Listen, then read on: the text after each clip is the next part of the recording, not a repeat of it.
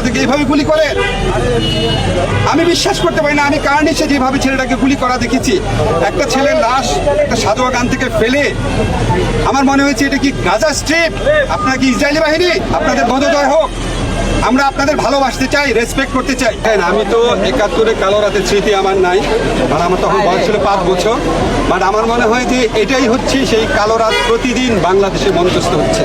প্রতিটা রাত বাংলাদেশে বিভিন্ন অঞ্চলে তরুণ ছাত্র এবং তাদের পরিবারের জন্য বিভীষিকা নিয়ে আসছে।